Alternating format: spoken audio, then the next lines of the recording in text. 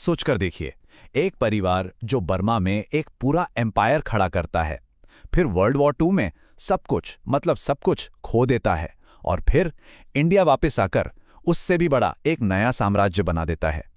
ये कहानी है मुरुगप्पा ग्रुप की। आज इस ग्रुप की नेटवर्थ पता है कितनी है?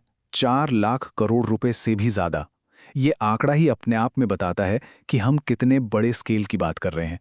तो फिर सबसे बड़ा सवाल यही उठता है कि आखिर इतना बड़ा होने के बावजूद, इतना मैसिव होने के बाद भी ज्यादातर लोगों ने इस ग्रुप का नाम तक क्यों नहीं सुना? देखिए, हो सकता है मुरुगप्पा ग्रुप का नाम नया लगे, लेकिन इनके ब्रांड्स उन्हें तो सब जानते हैं। हरक्यूलीज और बीएसए साइकिल्स याद हैं? कितनी पीढ़ियां इन्हीं साइकिल्स पर तो बड़ी हुई हैं। फिर चोला फाइनेंस, कोरोमंडल फर्टिलाइजर्स, ये सब के सब इसी ग्रुप का हिस्सा है। तो चलिए इस कहानी में थोड़ा और गहरा उतरते हैं। सबसे पहला सवाल तो यही है, बर्मा में जब सब कुछ चला गया, बिल्कुल खाली हाथ लौटे थे, तो वहां से इतना बड़ा बिजनेस दोबारा कैसे खड़ा कर दिया? दूसरा सवाल, उन्होंने शुगर और फर्टिलाइजर्स जैसे काफी रिस्की सेक्टर्स में, जहां मार्केट ऊपर नीचे होता रहता है, उसके बावजूद खुद को मार्केट लीडर कैसे बना लिया? आखिर क्या था उनका सीक्रेट? और हाँ, आखिरी और सबसे कह सकते हैं कंट्रोवर्शियल सवाल, अगर ये पूरा एम्पायर डिसिप्लिन और फैमिली वैल्यूज पर टिका है, तो फिर परिवार के अंदर से ही जेंडर डिस्क्रिमिनेशन के इतने गंभीर आरोप क्यों उठे? तो इस कहानी की शुरुआत होती है 1900 के शुरुआती सालों में। ब्रिटिश राज का टाइम था और फाउंडर एएम मुरुगप्पा चेट्टियार ने चेन्नई से बर्मा जाने का फैसला किया। बर्मा पहुंचकर उन्होंने बहुत तेजी से काम बढ़ाया। फाइनेंस, रबर प्लांटेशंस, टेक्सटाइल, हर चीज में हाथ आजमाया। उनका काम इतना जबरदस्त था कि ब्रिटिश सरकार ने उन्हें दीवान बहादुर का टाइटल तक दे दिया। सब कुछ ठीक चल रहा था, लेकिन फिर आया साल 1942। जापानी सेना ने बर्मा पर हमला कर दिया और एक झटके में सब कुछ बदल गया। वॉर के बाद उनकी सारी जमीनें, सारी फैक्ट्रियां सब नेशनलाइज हो गईं, मतलब सरकारी हो गईं। परिवार को वहां से सब कुछ छोड़कर बस जैसे थे वैसे ही भागना पड़ा। और यही वो टर्निंग पॉइंट था जहां से परिवार ने इंडिया में एक बिल्कुल नई शुरुआत की। लेकिन यहां एक बहुत ही इंटरेस्टिंग ट्विस्ट है।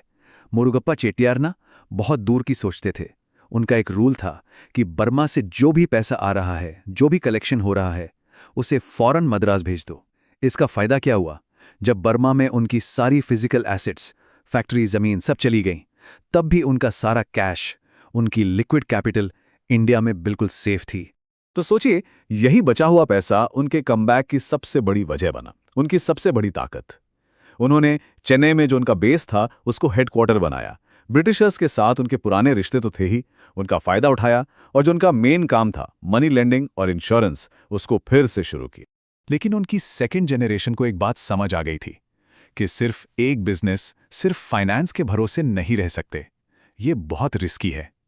और बस यहीं से शुरू हुआ उनके स्ट्रैटेजिक डाइवर्सिफिकेशन का सफर। 1949 में उन्होंने टीआई साइकिल्स शुरू की, जो आगे चलकर हरक्यूलीज और बीएसए के साथ हर घर का हिस्सा बन गई। फिर 1961 में कोरोमंडल इंटरनेशनल के साथ एग्रीकल्चर सेक्टर में उतरे, एकदम क्रांति ला दी। 1981 में उन्होंने इंडिया की सबसे पुरानी शुगर कंपनी ईआईडी पैरी को एक्वायर कर लिया और हाल ही में 2020 में सीजी पावर को खरीदकर पावर सेक्टर में एक बहुत बड़ा, बहुत बोल्ड मूव लिया। और ये जो सीजी पावर की डील थी ना, ये मुरुगप्पा ग्रुप के लिए एक सच्चा गेम चेंजर साबित हुई। आपको बताऊं, उस टाइम ये कंपनी लगभग डूबने की कगार पर थी, बिल्कुल बैंकरप्ट होने वाली थी। और इससे बेहतर क्या सबूत होगा कि उनका ये दांव कितना सही था। सिर्फ कुछ ही सालों में सीजी पावर के स्टॉक में लगभग 30 गुना रिटर्न दिया, 30 टाइम्स। आज की तारीख में सीजी पावर का मार्केट कैप 1.1 लाख करोड़ से भी ऊपर है। इस डील ने न सिर्फ इन्वेस्टर्स को मालामाल किया, बल्कि ग्रुप के ऊपर से जो कर्ज का बोझ था उसे भी काफी हद तक कम कर दिया।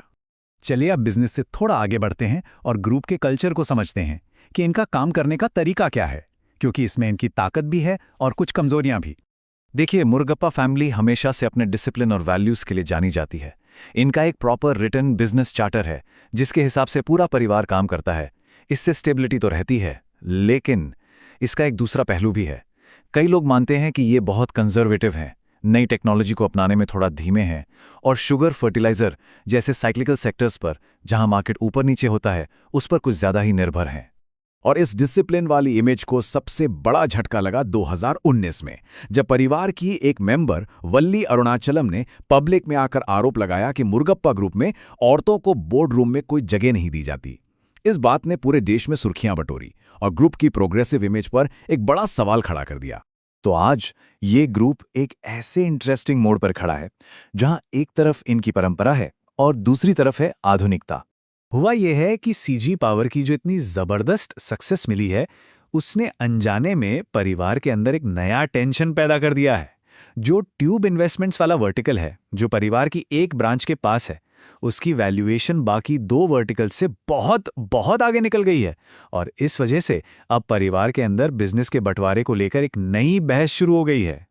तो आखिर में सवाल यही रह जाता है कि क्या मुर्गप्पा ग्रुप का सालों पुराना डिसिप्लिन और उनके फैमिली वैल्यूज उनकी अपनी ही सक्सेस का प्रेशर झेल पाएंगे? क्या ये साइलेंट एम्पायर सच में एक नए मोड़ की दहलीज पर खड़ा है?